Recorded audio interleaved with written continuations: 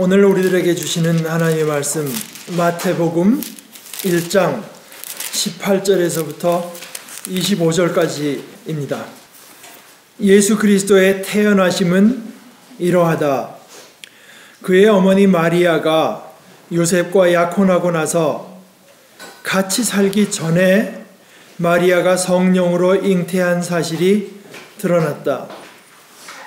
마리아의 남편 요셉은 의로운 사람이라서 약혼자에게 부끄러움을 주지 않으려고 가만히 파혼하려 하였다. 요셉이 이렇게 생각하고 있는데 주님의 천사가 꿈에 그에게 나타나서 말하였다. 다윗의 자손 요셉아, 두려워하지 말고 마리아를 내 아내로 맞아들여라. 그 태중에 있는 아기는 성령으로 말미암은 것이다. 마리아가 아들을 낳을 것이니 너는 그 이름을 예수라고 하여라.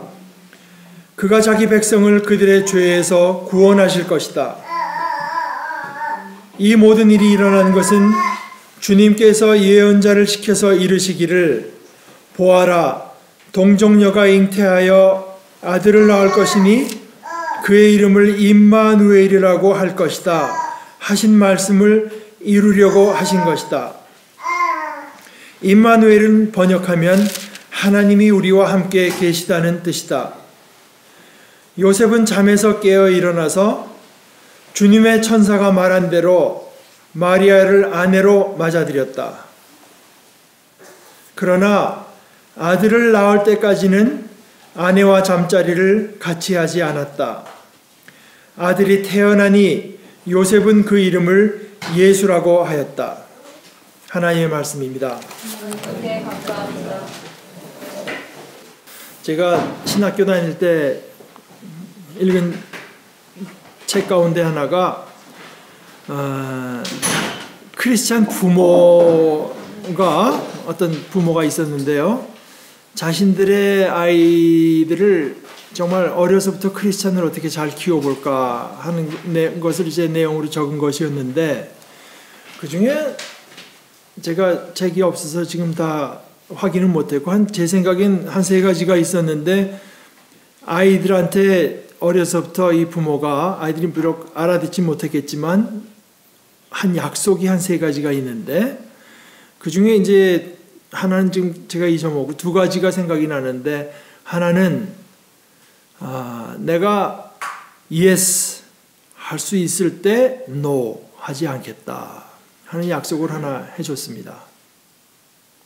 두 번째는 우리가 너와 함께 있을 때는 정말로 너와 함께 있어주겠다, 이런 것이 있습니다.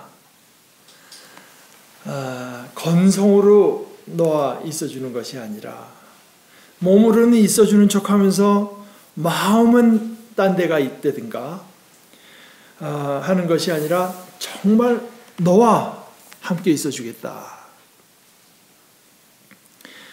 근데 이제 함께 있어준다고 하는 것이 위로가 되기도 하고 또 좀 거추장스러울 수도 사실은 있습니다. 저희 그 친구 하나가 미국으로 처음 와서 유학을 하다가 이제 박사 과정일 거진 다 맞춰갈 때쯤에 실험실이 다 불타버렸어요.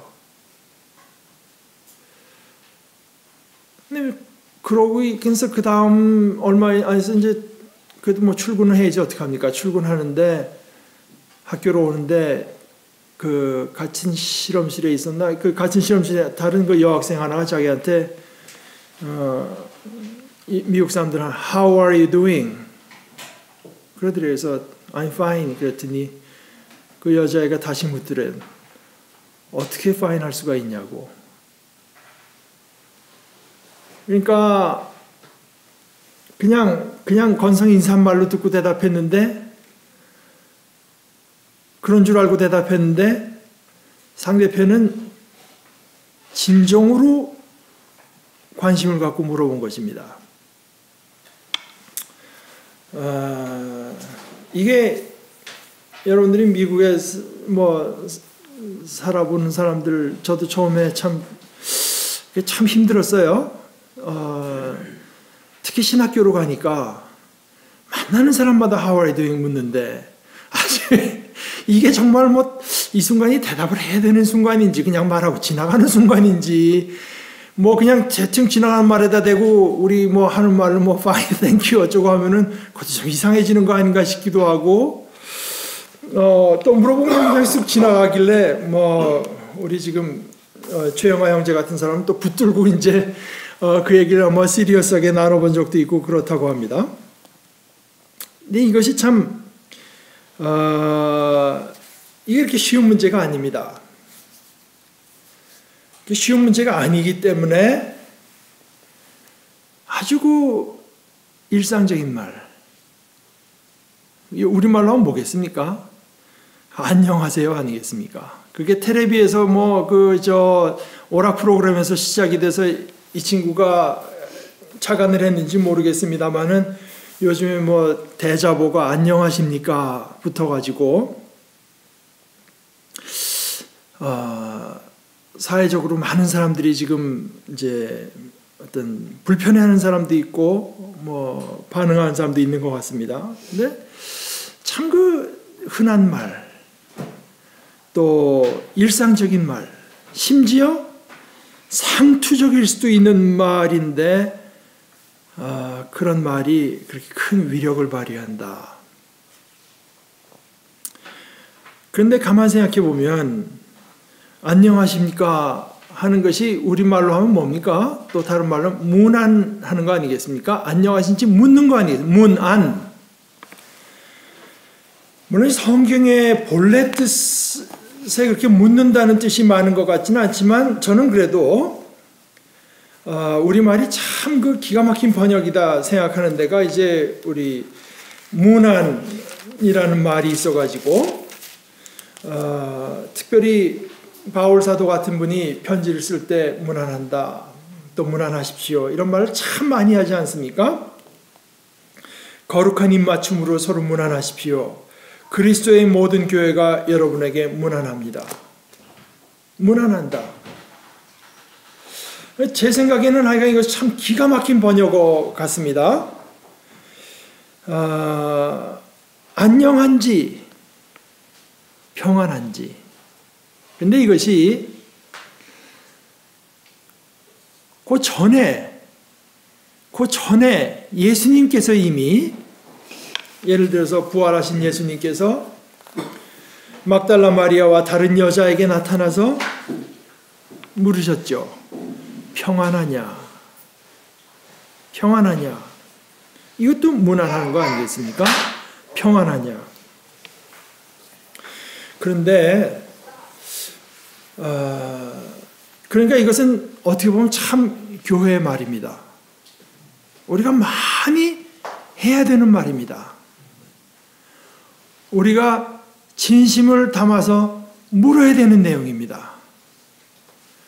근데 그렇게 많이 묻지는 않죠. 물었다가 괜히 이게 난처한 일이 생기면 어떡하나. 저 사람은 나하고 그렇게 자신의 관계가 깊다고 생각 안 하는데 괜히 오해하면 어떻게 하나. 물었다가 괜히 난처한 일이나 그냥 귀찮은 일이 생기면 그냥 나는 그냥 인사말이었는데 이 공감이라고 하는 거 말입니다. 공감이라고 하는 것.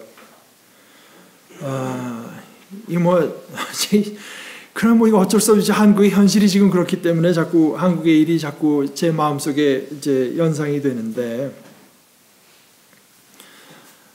게다가 우리 여기 뭐 당사자들이 계시지만 제가 이제 요즘에 결혼 주례할 때 하는 내용은 아마 제가 한 10년 전에만 해도 그런 말을 많이 안 했을 것 같아요. 이 공감이라고 하는 것, 이거는 주로 그 장기가 여성들이 장기가 있죠. 공감하는 거. 전에 지금 이정호 선생님 한국에서 뭐 EBS에서 TV 보여주는 거 보니까 어린 아이들한테, 아주 어린 아이들한테 엄마가 아유 다쳤어 하고 막 신용을 하니까 막 여자아이는 그거 보고 있다가 갑자기 울어요. 남자놈은 엄마가 막 그러니까 좀 당황하는 듯 하더니 끽끽대고 막 웃고. 그러니까 공감이 전혀 안 일어나는 거죠. 여자들의 그 장처가 더 나은 데가 공감하는 데 있다고 하면은 남자들은 주로 해결하는 쪽에 자꾸 뭐 얘기를 하는데 뭐 와이프나 누가 얘기를 하면 남자들의 생각에는 그래서 어쩌자는 거냐 이거 뭐 얘기해 봐야 해결 안 날 얘기를 왜 이렇게 자꾸만 하고 있나 이런 생각이 들죠. 뭘 어떻게 하자는 거냐. 이것이 이제 남자와 여자와의 그 참 차이가 굉장히 많은 것 같아요. 그러다가 이 성경을 보니까 제가 늘 인용하는 것처럼 아내는 남편을 존중하고 남편은 아내를 사랑해라. 보니까 이게 좀 나이가 들어서 보니까 이게 기가 막힌 진리로구나 하는 걸 이제 알게 됩니다. 여자들은 아무리 봐도 좀 서로 간에 저는 여태까지 가만히 생각해 보면 여자분들의 입에서 말입니다. 누구를 칭찬하면서 그 사람은 참 공정한 사람이야 하는 얘기는 한 번도 들어본 일이 없는 것 같아요. 누가 뭐 공정하고 정말 대의를 위해서는 사적인 걸 희생했다 해서 그 사람 칭찬하는 건 한 번도 못 들어보고 여자들이 칭찬하는 건 대개 마음이 넓은 사람 뭐지 이런 거 아닙니까? 다 이해해 주는 사람. 그러니까 이 관심이 굉장히 다른 거죠. 여자들은 사랑받고 싶어하고 남자들이 존중을 받고 싶어하는 그런 것이 있는 것 같아요. 그런데 제가 이런 걸 이제 자주 느끼게 되는 것이 또 하나가 저는 이제 지금 미국 사람들을 많이 상대로 환자를 보기도 하니까 저한테 오는 대부분의 이유가 뭐겠습니까? 아파서 오죠. 아파서. 근데 이제 우리 한국 의료의 태도는 이겁니다. 그래서 뭐 하시는 거냐? 어떻게 고칠 것만 생각을 하죠. 이 통증에는 우리 한국 의사들이 대부분 좀 무관심한 편. 무관심하다고는 할 수 없어도 통증약은 그렇게 많이 안 주고 한국 사람들도 그렇게 또 기대를 안 합니다. 그런데 미국 사람들은 달라요. 환자가 왔을 때 뭐 혈압, 또 뭡니까? 체온, 또 심박 이런 거 재는 건 굉장히 바이탈 사인이라서 굉장히 중요하게 하는데 그건 못지않게 중요한 게 얼마나 아프냐. 지금 아픈 데 없느냐. 무릎이 아프다는 무릎이 10이 도저히 못 견디게 아픈 거면 얼마나 6이냐 4냐 뭐 이런 걸 꼭 체크하게 되어 있습니다. 통증,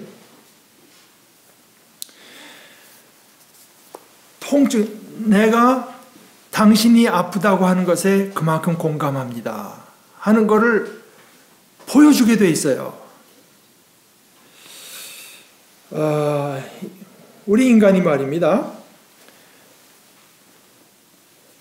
공감하는 데는 좀 소홀하면서 이게 왜 통증이 있냐 그 해결하는 데만 이제 관심이 있게 되면은 예를 들어서 미국 사람 같은 경우에는 의사의 말에 반발하고 잘 듣지 않습니다.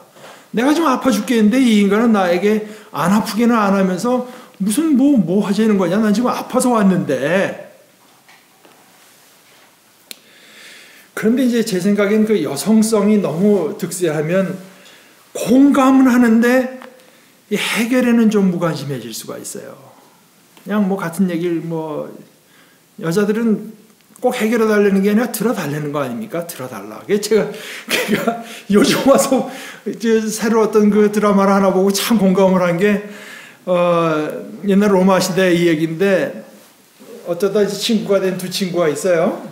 그러니까 하나는 여자의 아주 전문가입니다. 평생 여자 워낙 많이 사귀고 또 한 친구는 원칙밖에 모르고 와이프가 있긴 한데 자기는 와이프를 굉장히 사랑하는데 와이프가 자기 사랑을 모르고 자기를 별로 그렇게 반기는 것 같지가 않고 그래서 얘가 지내다 하다못해 답답해서 이제 얘한테 얘기를 해요. 너 와이프한테 어떻게 해야 내가 그 사랑한다는 걸 보여줄 수 있냐 그랬더니 얘 얘기가 부드러운 목소리로 말해라. 그래서 그래 알았어. 무슨 얘기를 해야 되는데 걔 말이야. 내용은 하나도 중요하지가 않다. 무슨 말을 하는가는 하나도 중요하지가 않고 부드러운 목소리로 말해야 된다. 그래서 뭐 과연 그렇다 이런 생각도 이제 제가 드는데요. 일단 공감하지 않으면 말입니다. 공감하지 않은 채로 해결로 가자고 하면은 문제는 뭐냐? 소통이 일어나질 않아요. 듣고 싶지가 않고 들으려고 하지가 마음을 닫아올고 잘 들으려고 하지가 않아서 소통이 일어나지가 않습니다. 같이 있는데요. 진정한 의미에서 함께 있는 것이 아닙니다.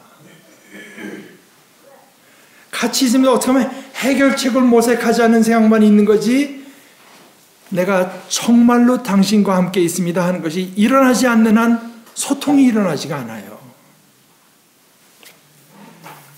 본인은 듣고 굉장히 기분 나쁠 텐데 제가 또 말해서 좀 미안합니다만은 저는 우리 한국의 현실을 보면서 참 갑박하다가 이런 재밌는 말에도 있으니까 그래도 살만하다는 것이 지지난 그저께입니까? 신문에 난 거 보니까 프랑스의 그 마리 앙투아네트 이름을 그걸 좀 돌려가지고 마리 안통아네트? 도저히 말이 안 통하네트. 그래서 그래 참 카카판 중에 이런 재밌는 말이라도 있어서 한국 사는 맛이 있다 이제 그렇게 생각하고 있는데 말이 안 통하는 겁니다. 같이 한국말을 하는데 통하지가 않아요. 이게 뭐겠습니까? 이게 바로 바벨탑이거든요. 바벨탑에서 반드시 언어를 다르게만 해서가 아니라 말을 하는데 소통이 일어나지가 않아요.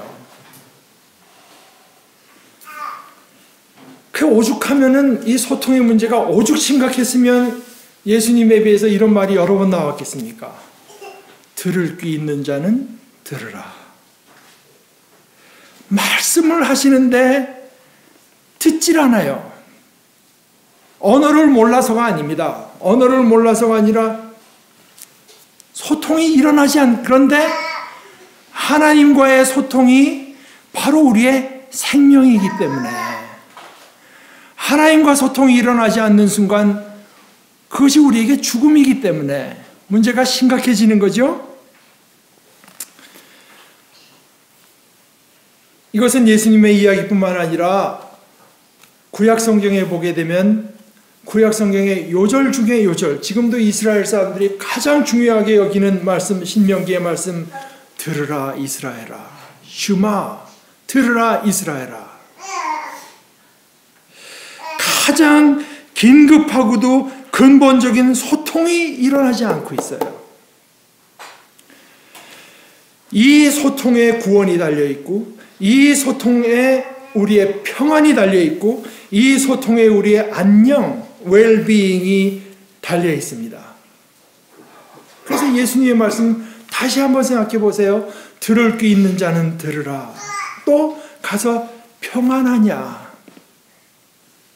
그 대답에 그 말씀에 뭐라고 대답하겠습니까? 지금 대자보에 있는 말대로 하게 되면은 이래서 불평안치 않고 이래서 온전치가 않고 이래서 안녕치 않대지만 그러나 그것이 다 해결된들 예수님의 말씀대로 네 저는 평안합니다 할 수 있겠습니까? 현실의 교회, 우리 한국교회까지를 평하면서 교회는 이런 면에서는 사실은 그렇게 잘하고 있는 것 같지는 않아요. 우리 교회가 욕먹는 것 중에 하나가 아까 환자의 경우처럼 나는 아프다고 하는데 그 아픔을 공감해 주지 않으면서 자꾸 해결만 말을 하니까 예수 믿어야 돼. 사람들은 와서 제가 아픕니다. 제가 외롭습니다. 제가 괴롭습니다. 제가 억울합니다. 하는 말을 하는데 거기에 충분히 공감하면서 해결로 나가면 아 그래 저 길이야말로 진정한 의미에서 나의 해결책이 될 수 있겠구나 하는 마음을 열 수가 있지만 그 말에 마음을 닫아 걸면서 개인적으로 아프고 육체적으로 아프고 정서적으로 아프든가 아니면은 사회적으로 정치적으로 아픈데 거기에 대해서는 다 말 거둬서 그저 모든 거 그저 예수 믿어야 됩니다. 말을 하면은 듣고 싶겠습니까? 저 사람이 말하는 게 해결책일지는 모르지만 그렇게 마음이 잘 열리지가 않죠. 다시 말해서 아픔을 도외시하면서 해결만을 말할 때 이 진정성이 의심받게 돼요. 진정성이. 우리가 말을 할 때 그 진정성이 의심받는 것은 우리가 찾아가서 안녕하십니까? 묻는데 말입니다. 묻는 사람들이 스스로 내건 어떤 한계를 둘 때 나는 그냥 개인적인 것만 물어봤는데 나는 의사로서 몸이 아픈가만 물어봤는데 자기 법적인 얘기를 들고 나오면 나들 어떡하라는 얘기야. 나는 거기까지 생각하고 물어본 건 아닌데 그럴 때 사실은 진정성이 의심받게 되죠. 내가 당신과 함께 있고 나는 정말 당신과 함께 있습니다 하는 것을 표현하는 가장 긴급하고도 우선된 것 중에 하나가 문안하는 것 아니겠습니까? Are you okay? 괜찮습니까? 어떻게 지내십니까? 개인적으로는 어떻고 가족은 어떻고 직장에서는 어떻고 영적으로는 어떻습니까? 묻는 거 아니겠습니까? 이것이 그저 서로 꼭 한계를 정해서 개인적인 것에만 내 관심이 있고 또는 정치인들은 늘 사회적 정치적인 것에만 관심이 있죠. 그런데 교회가 만약에 영적인 것에만 근데 이런 걸 묻는 거는 잘못이 없지만 이 만이 문제입니다. 영적인 것만 나한테 와서 다른 복잡한 얘기는 꺼내지 마. 교회 와서는 영적인 얘기만 꺼내. 이렇게 되면 진정성이 의심받을 수밖에 없습니다.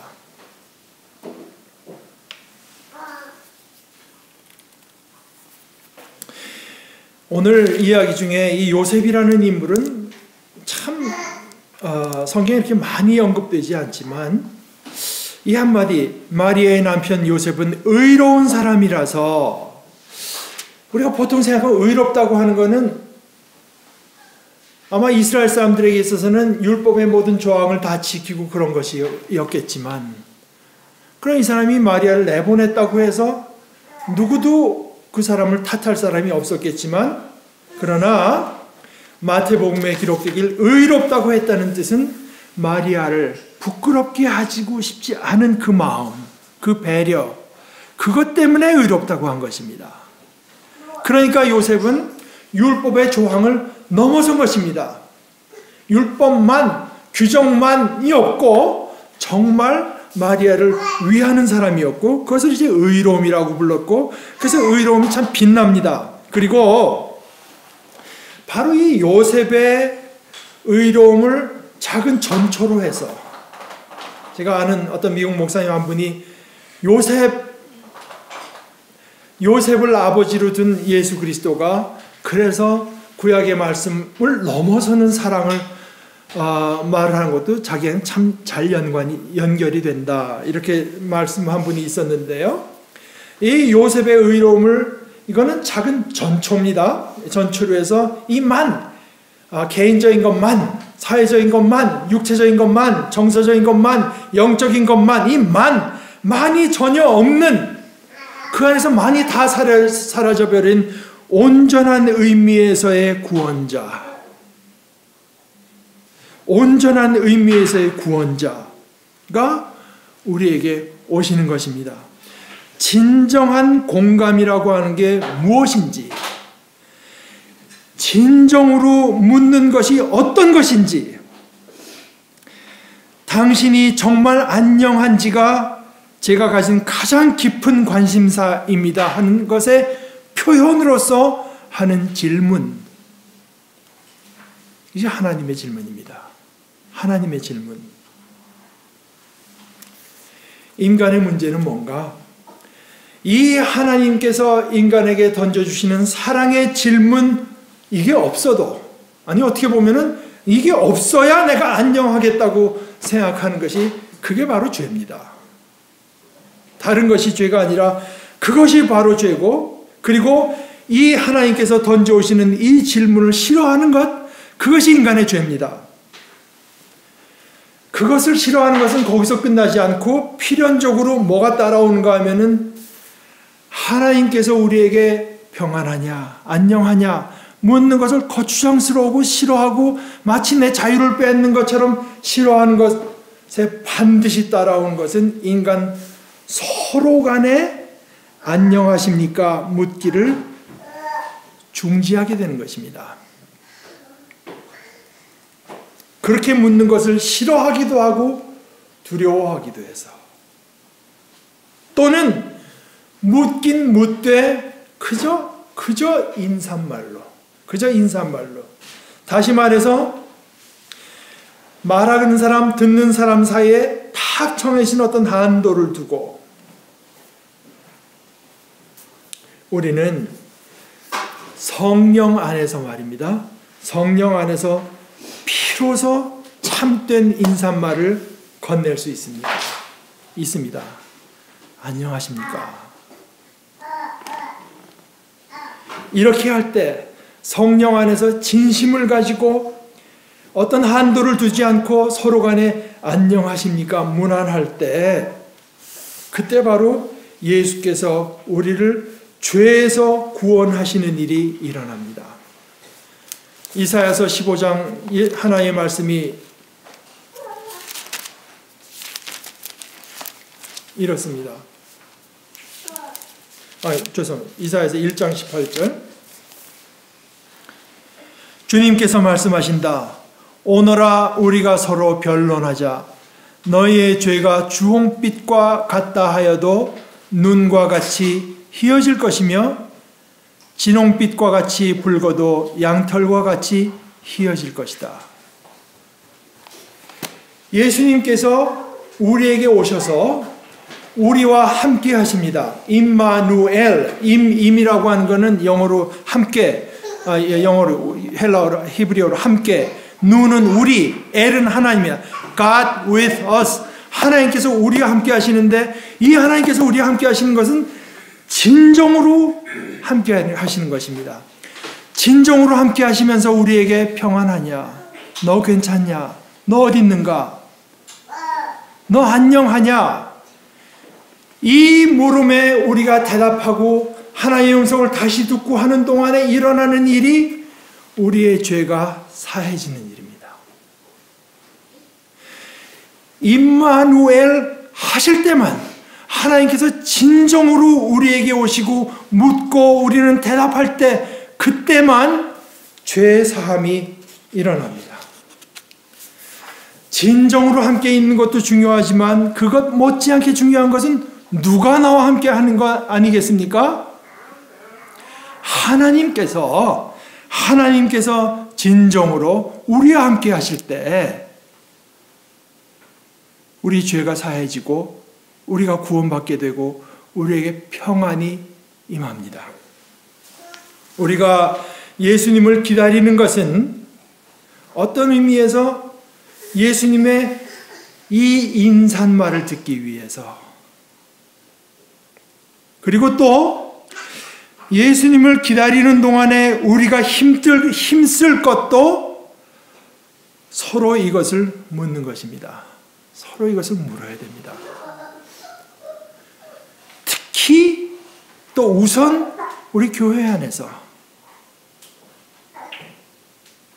그러나 결국은 어느 누구에게나 이것을 물어야 됩니다. 또는 예수님을 따라서 이렇게 묻기를 훈련해야 됩니다. 이렇게 묻기를 귀찮아하거나 두려워하거나 싫어하는 마음에서 벗어나기를 훈련해야 됩니다.